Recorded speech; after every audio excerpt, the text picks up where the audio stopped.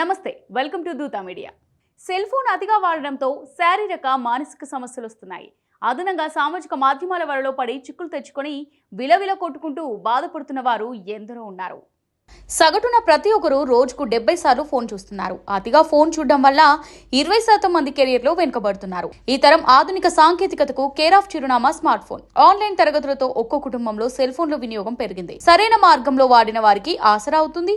అతిగా వినియోగిస్తే వ్యక్తిగతంగా, వృత్తిగతంగా అసమర్థులుగా చేస్తోందని మనస్తత్వ నిపుణులు హెచ్చరిస్తున్నారు.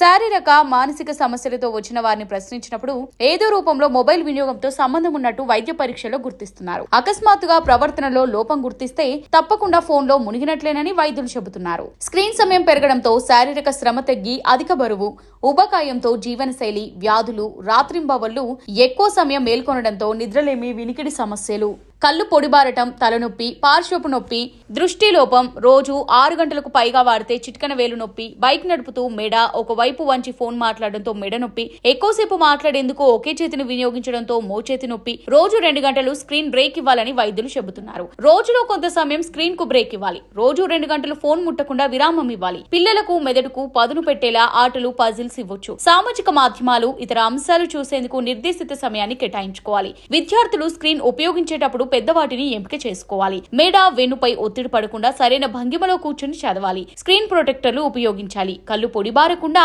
ప్రతి 20 నిమిషాలకు ఒకసారి 20 అడుగుల దూరంలో ఉన్న వాటిని చూస్తూ కంటి కండరాలను కదపాలని వైద్యులు సూచిస్తున్నారు. ఇది వాళ్ళ special story. Keep watching Dootha media.